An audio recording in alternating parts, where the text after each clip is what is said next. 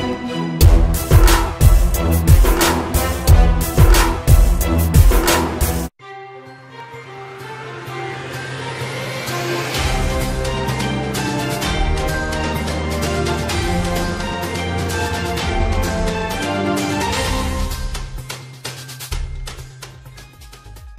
श्री अकाल। टीवी 84 देख रहे सारे दर्शकों का स्वागत है। मैं हरप्रीत कौर ते बुलेटिन की शुरुआत करते हैं हेडलाइंस के नाल।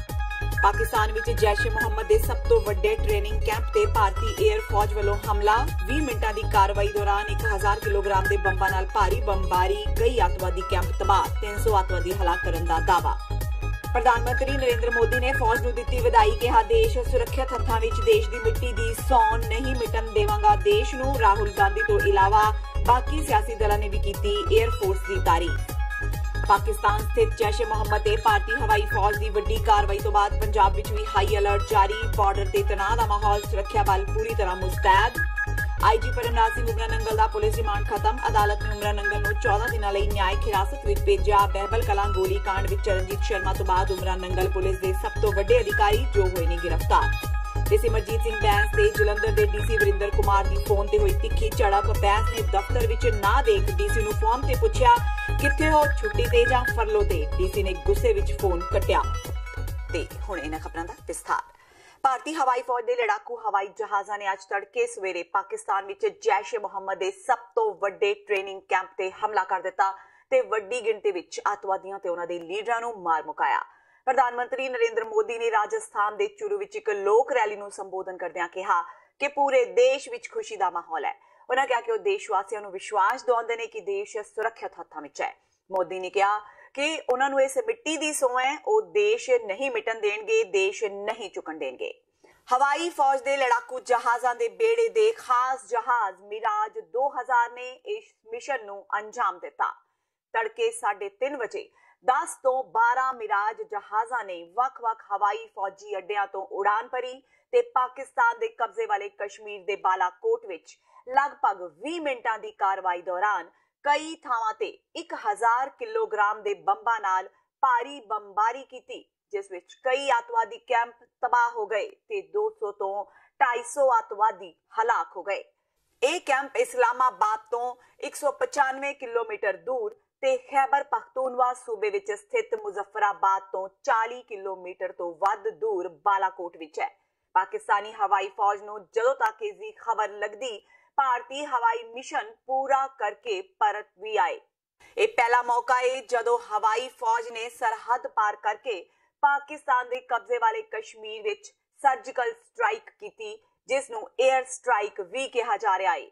लगभग 2.5 साल पहला फौज ने उड़ी हमले मगरों अतवादी ढांचिਆਂ ਨੂੰ तबाह करने ਲਈ पाकिस्तान के कब्जे वाले कश्मीर विच कार्रवाई की सी। लेजर तकनीक नाल बंब सुट्टण विच माहर मिराज जहाज़ां ने 1999 की कारगिल जंग दौरान भी दरुस्त बमबारी करके पाकिस्तान के दंद खट्टे किए सन। भारतीय विदेश सकत्तर विजय गोखले ने हवाई फौज की कार्रवाई की पुष्टि करदिआं कहा कि भारत ने पाकिस्तान तो जैश ए मोहम्मद ते होरना अतवादी संगठनां खिलाफ कार्रवाई की अपील की सी, पर पाकिस्तान ने इस संबंधी कोई कदम नहीं चुकिया। उन्होंने कहा कि सानू पक्की जानकारी मिली सी कि जैश ए मोहम्मद देश के वक्रे हिस्सों में आतमघाती अतवादी हमलों की साजिश रच रहा है ते इसलिए फिदाइन जहादियों नूं ट्रेनिंग भी दे रहा है। खतरे नूं जांचदिआं मंगलवार तड़के आतम रखिया लई गैर फौजी कार्रवाई की गई, जिस विच वड्डी गिणती विच अतवादियां नूं मार मुकाया गया। हवाई फौज की कार्रवाई मगरों पाकिस्तान विच भूचाल आ गया ते इमरान सरकार ने भज दौड़ विच बैठकां ते दौर शुरू कर दिते। पाकिस्तानी फौज के बुलारे मेजर जनरल आसिफ गफूर ने कहा कि भारतीय जहाज़ां ने तड़के हवाई सरहद की उल्लंघना करके साडे खेतरां विच घुसपैठ की, पर पाकिस्तानी लड़ाकू जहाज़ां ने मौके ते वड्डे कदम चुके, जिस कारण काली विच खुले खेतर विच बंब सुट के ओ घर चले गए ते इस कार्रवाई विच जान माल दा नुकसान नहीं होया। आज एक ऐसी पल है, आओ हम सब भारत के पराक्रमी वीरों को नमन करें, सर झुका करके नमन करें।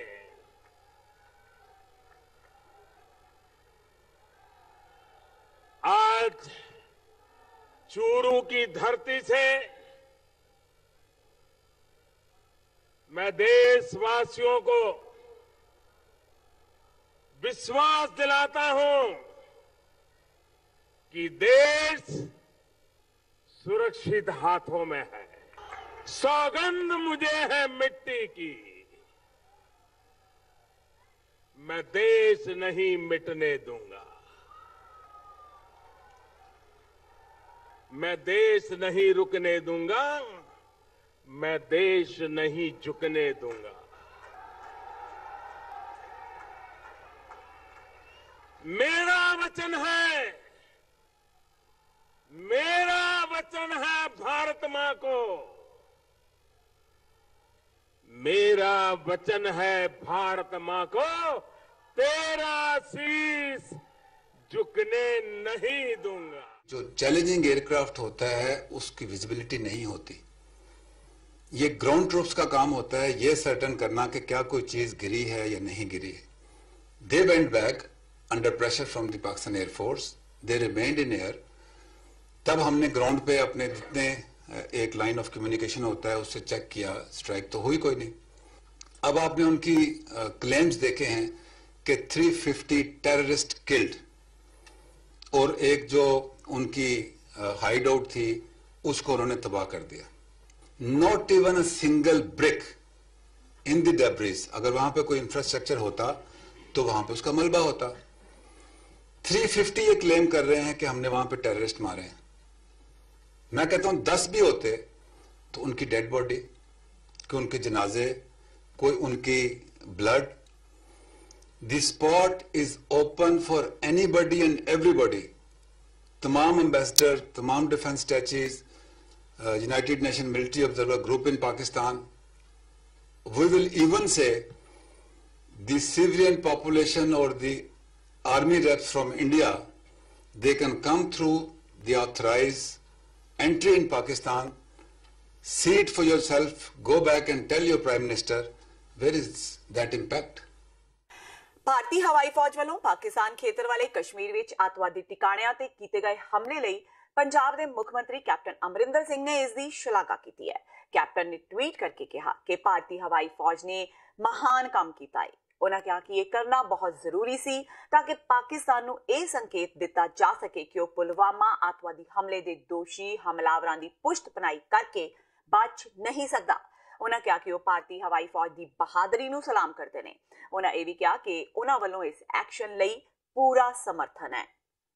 ਪੁਲਵਾਮਾ ਵਿੱਚ ਅੱਤਵਾਦੀ ਹਮਲੇ ਤੋਂ ਬਾਅਦ ਆਪਣੇ ਵਿਵਾਦਿਤ ਬਿਆਨਾਂ ਨੂੰ ਲੈ ਕੇ ਸੁਰਖੀਆਂ ਵਿੱਚ ਰਹੇ ਕ੍ਰਿਕਟਰ ਤੋਂ ਨੇਤਾ ਬਣੇ ਤੇ ਪੰਜਾਬ ਸਰਕਾਰ ਵਿੱਚ ਮੰਤਰੀ ਨਵਜੋਤ ਸਿੱਧੂ ਨੇ LOC ਵਿੱਚ ਭਾਰਤੀ ਹਵਾਈ ਫੌਜ ਦੇ 에ਅਰ ਸਟ੍ਰਾਈਕ ਦੇ ਬਾਅਦ ਵੀ ਟਵੀਟ ਕੀਤਾ। ਜ਼ਿਕਰਯੋਗ ਹੈ ਕਿ ਭਾਰਤੀ ਹਵਾਈ ਫੌਜ ਦੇ ਲੜਾਕੂ ਜਹਾਜ਼ਾਂ ਨੇ ਮੰਗਲਵਾਰ ਨੂੰ ਤੜਕੇ ਪਾਕਿਸਤਾਨ ਵਿੱਚ ਜੈਸ਼-ਏ-ਮੁਹੰਮਦ ਦੇ ਸਭ ਤੋਂ ਵੱਡੇ ਟ੍ਰੇਨਿੰਗ ਕੈਂਪ ਤੇ ਹਮਲਾ ਕੀਤਾ ਤੇ ਵੱਡੀ ਗਿਣਤੀ ਵਿੱਚ ਅੱਤਵਾਦੀਆਂ ਨੂੰ ਮਾਰ ਮੁਕਾਇਆ। ਆਮ ਆਦਮੀ ਪਾਰਟੀ ਦੇ ਸੰਗਰੂਰ ਤੋਂ ਸੰਸਦ ਮੈਂਬਰ ਭਗਵੰਤ ਮਾਨ ਨੇ ਭਾਰਤੀ ਫੌਜ ਵੱਲੋਂ ਮੰਗਲਵਾਰ ਤੜਕੇ 3:30 ਵਜੇ ਪਾਕਿਸਤਾਨ ਦੇ ਕਬਜ਼ੇ ਵਾਲੇ ਕਸ਼ਮੀਰ ਵਿੱਚ ਸਥਿਤ ਜੈਸ਼-ਏ-ਮੁਹੰਮਦ ਦੇ ਕਈ ਟਿਕਾਣਿਆਂ ਤੇ ਕੀਤੇ ਹਵਾਈ ਹਮਲਿਆਂ ਤੇ ਬੋਲਦਿਆਂ ਕਿਹਾ ਕਿ ਅਸੀਂ ਭਾਰਤ ਸਰਕਾਰ ਤੇ ਹਵਾਈ ਫੌਜ ਦੇ ਨਾਲ ਹਾਂ। ਇਸ ਤੇ ਕੋਈ ਰਾਜਨੀਤੀ ਨਹੀਂ ਕਰਾਂਗੇ ਕਿਉਂਕਿ ਸਾਡੇ ਲਈ ਸਾਡਾ ਦੇਸ਼ ਪਹਿਲਾਂ ਹੈ। ਉਹਨਾਂ ਕਿਹਾ ਕਿ ਸਾਨੂੰ ਭਾਰਤੀ ਫੌਜ ਤੇ ਮਾਣ ਹੈ। ਦੱਸ ਦਈਏ ਕਿ 14 ਫਰਵਰੀ ਨੂੰ ਪੁਲਵਾਮਾ ਵਿੱਚ ਅੱਤਵਾਦੀ ਹਮਲਾ ਕਰਕੇ 40 CRPF ਦੇ ਜਵਾਨਾਂ ਨੂੰ ਸ਼ਹੀਦ ਕਰ ਦਿੱਤਾ ਗਿਆ ਸੀ। ਇਸ ਹਮਲੇ ਤੋਂ ਠੀਕ 12 ਦਿਨ ਬਾਅਦ ਭਾਵ ਕਿ ਅੱਜ ਭਾਰਤੀ ਹਵਾਈ ਫੌਜ ਦੇ ਲੜਾਕੂ ਜਹਾਜ਼ਾਂ ਨੇ ਸਰਹੱਦ ਪਾਰ ਕਰਕੇ ਪਾਕਿਸਤਾਨ ਦੇ ਕਬਜ਼ੇ ਵਾਲੇ ਕਸ਼ਮੀਰ ਵਿੱਚ ਸਥਿਤ ਅੱਤਵਾਦੀ ਟਿਕਾਣਿਆਂ ਨੂੰ 12 ਮਿਰਾਜ ਜਹਾਜ਼ਾਂ ਨਾਲ ਭਾਰੀ ਬੰਬ ਸੁੱਟ ਕੇ ਤਬਾਹ ਕਰ ਦਿੱਤਾ। ਅਸੀਂ ਤਾਂ ਪਹਿਲੇ ਦਿਨੋਂ ਇਸ ਮਾਮਲੇ 'ਚ ਇਹ ਕਹਿ ਚੁੱਕੇ ਹਾਂ ਕਿ ਇਹਨੂੰ ਰਾਜਨੀਤੀ ਤੋਂ ਦੂਰ ਰੱਖ ਕੇ ਅਸੀਂ ਇਸ ਮਾਮਲੇ 'ਚ ਇੰਡੀਅਨ ਫੌਜ ਦੇ ਨਾਲ ਆ, ਇੰਡੀਅਨ ਗਵਰਨਮੈਂਟ ਦੇ ਨਾਲ ਆ। ਸਾਡੇ ਰਾਜਨੀਤਿਕ ਜਿਹੜੇ ਸ਼ਿਕਵੇ ਸ਼ਿਕਾਇਤਾਂ ਉਹ ਸੈਕੰਡਰੀ ਨੇ, ਦੇਸ਼ ਪਹਿਲਾਂ। ਸੋ ਬਹਾਦਰ ਸਾਡੇ ਪਾਇਲਟ ਜਿਨ੍ਹਾਂ ਨੇ 에ਅਰ ਸਟ੍ਰਾਈਕ ਕੀਤੀ ਹੈ ਤੇ ਉਹਨਾਂ ਦੇ ਜਿਹੜੇ ਜੈਸ਼-ਏ-ਮੁਹੰਮਦ ਦੇ ਜਿਹੜੇ ਟਿਕਾਣੇ ਨੇ ਉਹਨਾਂ ਤੇ ਜਿਹੜਾ ਬੰਬ ਸੁੱਟੇ ਨੇ ਤੇ ਉਹਨਾਂ ਦੀ ਕਾਫੀ ਕੈਜੁਅਲਟੀਜ਼ ਹੋਈਆਂ ਨੇ। ਸੋ ਸਾਡੇ ਜਾਂਬਾਜ਼ ਜਿਹੜੇ ਫੌਜੀ ਸ਼ਹੀਦ ਹੋਏ ਨੇ, ਓਬਵੀਅਸਲੀ ਜੇ ਸਾਡੇ ਜਿਹੜਾ ਖੂਨ ਦੇ ਵਿੱਚ ਇਸ ਤਰ੍ਹਾਂ ਦਾ ਉਬਾਲਾ ਹੈ ਕਿ ਸਾਨੂੰ ਇਸ ਤਰ੍ਹਾਂ ਅਸੀਂ ਨਹੀਂ ਦੇਖ ਸਕਦੇ ਸਾਡੀ ਮਿਲਟਰੀ ਦੀ ਕੈਜੁਅਲਟੀਜ਼, ਤਾਂ ਉਹ ਮਿਲਟਰੀ ਦੇ ਵਿੱਚ ਵੀ ਇਸ ਤਰ੍ਹਾਂ ਦਾ ਹੋਊਗਾ ਤੇ ਸਾਡੇ ਜਾਂਬਾਜ਼ ਫੌਜ ਤੇ ਸਾਨੂੰ ਪ੍ਰਾਊਡ ਹੈ, ਮਾਣ ਹੈ ਸਾਨੂੰ। पंजाब के कैबिनेट मंत्री सुखजिंदर सिंह रंधावा ने भारत वालों पीओके विच कीती गई सर्जिकल स्ट्राइक ते अपना प्रतिक्रम दिंदिआं कहा कि भारत सरकार नूं एक कदम पहलां ही चुक लेना चाहिदा सी। उन्हां कहा कि वो सरकार दे नाल ने। उत्थे ही सुखजिंदर सिंह रंधावा ने कहा कि इस दे नाल श्री करतारपुर साहिब कोरीडोर ते कोई फर्क नहीं पवेगा, पर जेकर भारत पाकिस्तान विचाले जंग लगदी है तां इस ते असर पै सकदा है। उत्थे ही सुखजिंदर सिंह रंधावा ने किसानां वालों मुआवजे की रकम नूं घट दस के जमीन ना दिते जाण दे मुद्दे नूं लैके कहा कि यह एक धार्मिक मामला है ते किसानां नूं इस विच मुੱਲ दी श्री करतारपुर कोरीडोर बनन तो बाद गल करनी चाहिदी है। देखो असीं अपनी गवर्नमेंट इंडिया की गवर्नमेंट के नाल खड़े एमपी साहब पार्लीमेंट खड़े ने ਜਿਹੜੇ मैं ये चीज़ कहना कि ये चीज़ 1 साल पहला होनी चाहिए थी। गवर्नमेंट ने इन इलैक्शनों के नेड़े लैके उधरों 1-2 दिन तक कोई भी आ जाना, कोड ऑफ कंडक्ट भी आ जाना, तो इन्हें शहीद करवा के तो जे अज फौज असीं भेज सकते हैं जेएंडके डिप्लॉयमेंट उन्होंने हो सकती है, तो इन्ना कुछ करने बावजूद ये डिप्लॉयमेंट अज 1.5 साल 2 साल पहला होनी चाहिए ताकि अज पूरे हिंदुस्तान च पीसफुल इलैक्शन भी होंदियां और पीसफुली सारा कानून चलता। श्री करतारपुर कैरीडोर की गल की जाए सर, वो किसानों ने कहा है कि आप जमीन नहीं देंगे। देखो गल सुनो कि आप सारे सवेरे उठ के अरदास करते हैं कि जिन्ना गुरधामां तो पंथ नूं छोड़िया गया उन्हां गुरधामां दे खुले दर्शन दीदार ते सेवा संभाल दा खालसा जी बल बख्शो। ते अज जे कोई सिख हो के ये गल करता मेरे को बड़ी मंदभागी आ और गवर्नमेंट जिहड़ी आ वो पूरा मुआवजा देगी, किसी नाल बेइंसाफी नहीं होने दी जाएगी। इन्हां लोकां नूं इह चाहीदा सी कि जी कोई रस्ता बनाओ, बाद च असीं तुहाडे नाल गल करांगे सानूं मुआवजा की दित्ता जाएगा। ते मेरे ख्याल के कोई जिहड़ा सच्चा सिख है कोई इस चीज़ को बर्दाश्त नहीं करेगा और सरकार ये किसानों को भी मुआवजा देगी तो किसी को रोड़ा अटकाउण की भी दखलअंदाजी नहीं करेगी। ते हुण वेला हो गया ब्रेक दा, बाकी दियां खबरां इस ब्रेक तो बाद।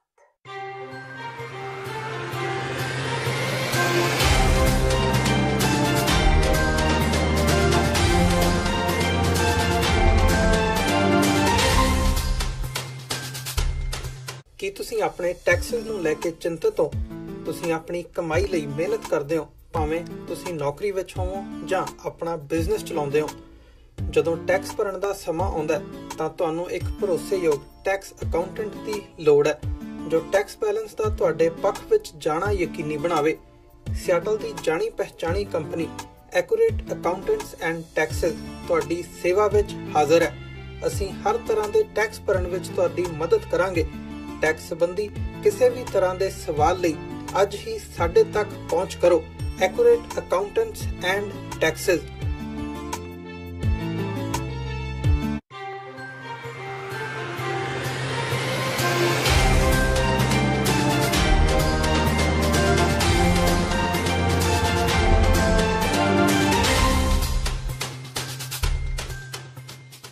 ब्रेक तो बाद टीवी 84 ਦੇ ਖਬਰਾਂ ਦੇ ਬੁਲੇਟਿਨ ਵਿੱਚ ਸਵਾਗਤ ਹੈ। ਵਧਦਿਆਂ ਅਗਲੀ ਖਬਰ ਵੱਲ।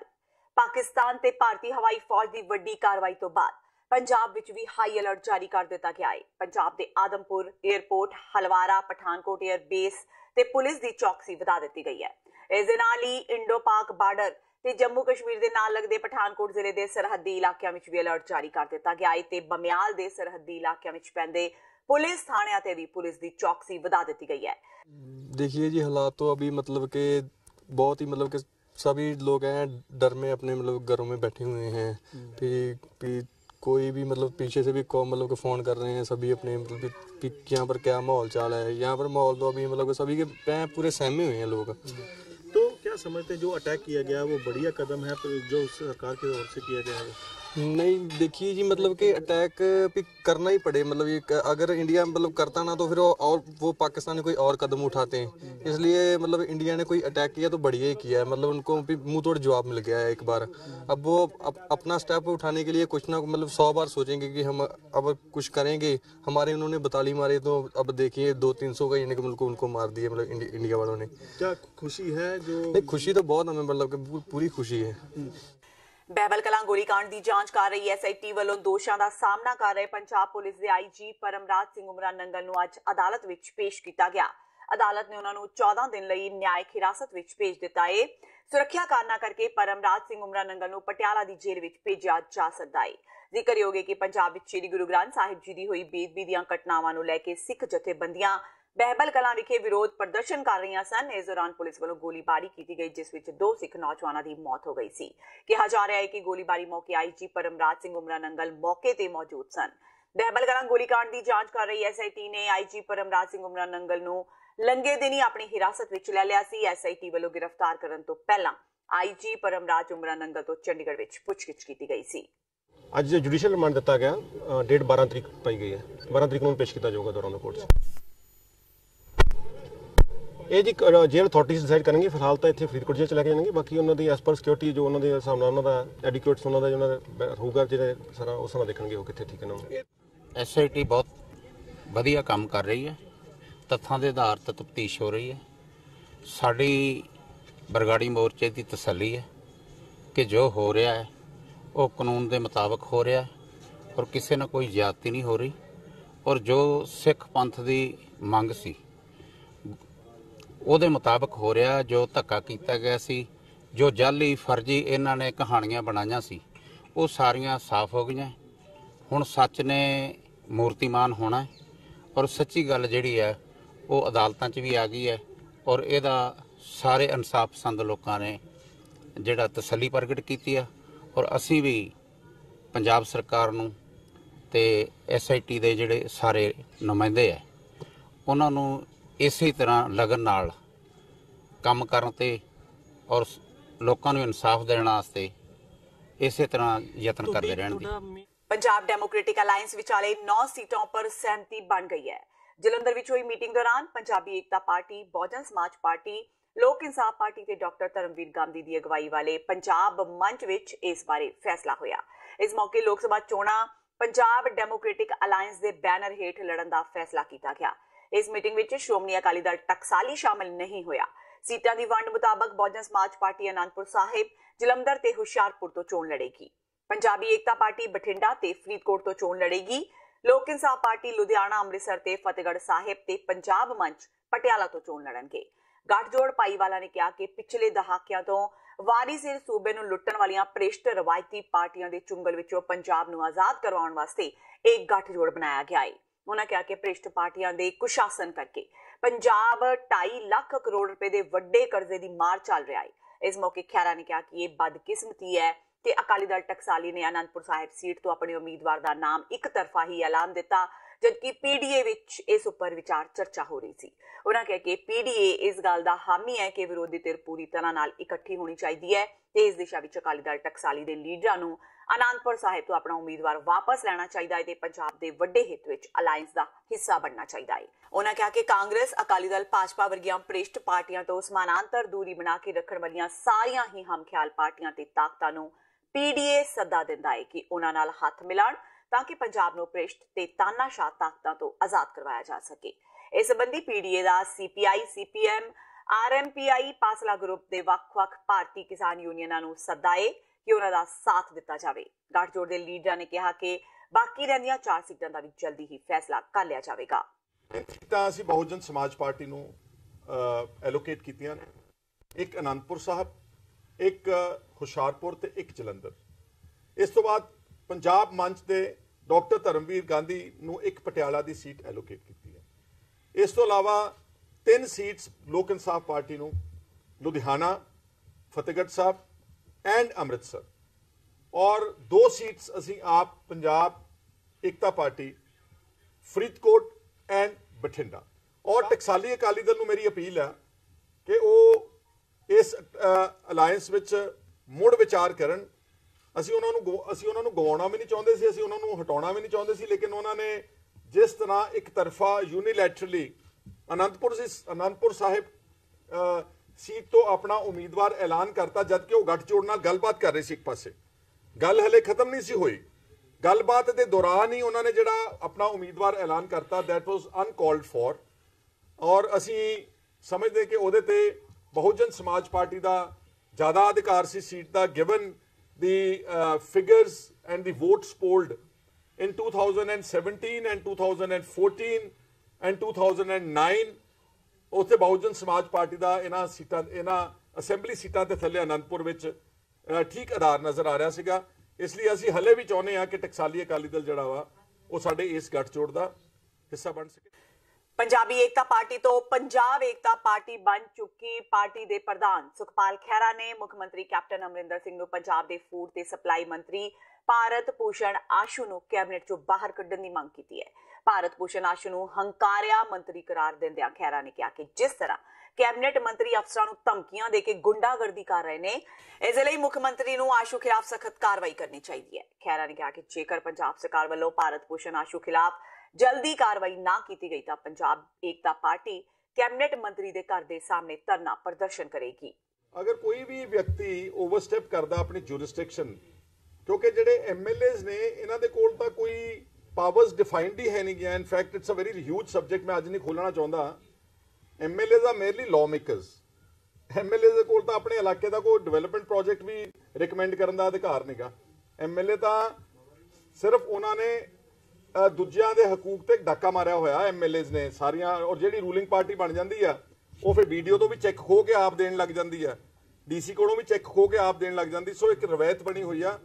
ਪਰ ਅਗਰ ਕਿਸੇ ਵੀ ਅਫਸਰ ਦੇ ਨਾਲ ਕੋਈ ਇਸ ਤਰ੍ਹਾਂ ਦੀ ਗੱਲ ਹੋ ਰਹੀ ਆ ਤਾਂ I don't think it is called for.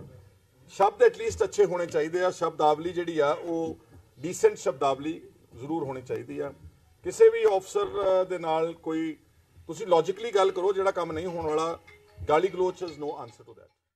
DC ਸਾਹਿਬ ਤੁਸੀਂ ਛੁੱਟੀ ਤੇ ਹੋ ਜਾਂ ਫਰਲੋ ਤੇ, ਇਹ ਪੁੱਛਣਾ ਹੈ ਸਿਮਰਜੀਤ ਸਿੰਘ ਬੈਂਸ ਦਾ। ਅੱਜ ਜਲੰਧਰ ਦੇ ਡੀਸੀ ਦਫ਼ਤਰ ਪੋਸਟ ਮੈਟ੍ਰਿਕ ਸਕੀਮ ਨੂੰ ਪੂਰੀ ਤਰ੍ਹਾਂ ਲਾਗੂ ਕਰਵਾਉਣ ਲਈ ਸੰਘਰਸ਼ ਕਰ ਰਹੇ ਬੱਚਿਆਂ ਦੇ ਹੱਕ ਵਿੱਚ ਪੁੱਜੇ ਲੋਕ ਇਨਸਾਫ ਪਾਰਟੀ ਦੇ ਪ੍ਰਧਾਨ ਸਿਮਰਜੀਤ ਸਿੰਘ ਬੈਂਸ ਤੇ ਡੀਸੀ ਵਰਿੰਦਰ ਕੁਮਾਰ ਦੀ ਫੋਨ ਤੇ ਤਿੱਖੀ ਝੜਪ ਹੋਈ। ਦਰਅਸਲ ਸਿਮਰਜੀਤ ਸਿੰਘ ਬੈਂਸ ਡੀਸੀ ਵਰਿੰਦਰ ਕੁਮਾਰ ਨਾਲ ਕੱਲ ਤੋਂ ਲਗਾਤਾਰ ਫੋਨ ਤੇ ਗੱਲ ਕਰਨ ਦੀ ਕੋਸ਼ਿਸ਼ ਕਰ ਰਹੇ ਸਨ, ਪਰ ਡੀਸੀ ਸਾਹਿਬ ਨੇ ਉਹਨਾਂ ਦਾ ਫੋਨ ਨਹੀਂ ਚੁੱਕਿਆ ਤੇ ਅੱਜ ਜਦੋਂ ਬੈਂਸ ਆਪ ਜਲੰਧਰ ਡੀਸੀ ਦਫ਼ਤਰ ਪੁੱਜੇ ਤਾਂ ਉੱਥੇ ਡੀਸੀ ਸਾਹਿਬ ਨੂੰ ਨਾ ਦੇਖ ਕੇ ਏਡੀਸੀ ਕੋਲ ਡੀਸੀ ਬਾਰੇ ਪਤਾ ਕਰਨ ਚਲੇ ਗਏ।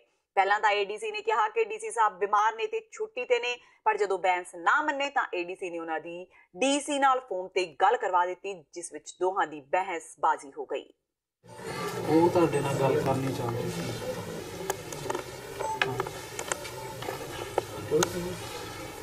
ਡੀ ਸਾਹਿਬ, ਹਾਂਜੀ ਡੀ ਸਾਹਿਬ, ਸਤਿ ਸ਼੍ਰੀ ਅਕਾਲ। ਮੈਂ ਨਾ ਕੱਲ੍ਹ ਦਾ ਤੁਹਾਨੂੰ ਟੈਲੀਫੋਨ ਕਰ ਰਿਹਾ, ਕੱਲ 5-7 ਵਾਰੀ, ਅੱਜ 5-7 ਵਾਰੀ ਸਾਹਿਬ ਨਾਲ ਗੱਲ ਹੀ ਨਹੀਂ ਸੀ। ਯਾਨੀ ਬਾਕੀ ਲੋਕਾਂ ਦੇ ਚੱਕਦੇ ਨਹੀਂ, ਜੇ ਮੇਰਾ ਨੰਬਰ ਹੁੰਦਾ ਤਾਂ ਹੀ ਚੱਕਣਾ ਸੀ। ਅੰਡਰਸਟੂਡ ਹੋ ਗਿਆ। ਨੰਬਰ 1 ਲੋਕਾਂ ਦੇ ਨਹੀਂ ਚੱਕਣੇ, ਜੇ ਐਮਐਲਏ ਦਾ ਸੇਵਾ ਤਾਂ ਉਹ ਚੱਕ ਲੈਣਾ। ਤੁਸੀਂ ਛੁੱਟੀ ਤੇ ਹੋ ਜਾਂ ਫਰਲੋ ਤੇ ਹੋ? ਸਰ ਮੈਂ ਨਹੀਂ ਕੰਮ ਦੱਸਣਾ, ਮੇਰੇ ਸਵਾਲ ਦਾ ਜਵਾਬ ਚਾਹੀਦਾ ਮੈਨੂੰ। Are you on medical leave ਔਰ ਨਾਟ? ਫੀਲਡ 'ਚ ਕਿਹੜੇ ਪਾਸੇ ਹੋ?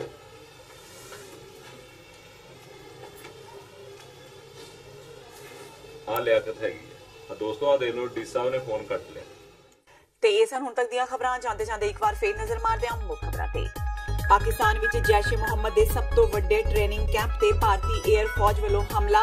20 ਮਿੰਟਾਂ ਦੀ ਕਾਰਵਾਈ ਦੌਰਾਨ 1000 ਕਿਲੋਗ੍ਰਾਮ ਦੇ ਬੰਬਾਂ ਨਾਲ ਭਾਰੀ ਬੰਬਾਰੀ, ਕਈ ਅੱਤਵਾਦੀ ਕੈਂਪ ਤਬਾਹ, 300 ਅੱਤਵਾਦੀ ਹਲਾਕ ਕਰਨ ਦਾ ਦਾਅਵਾ।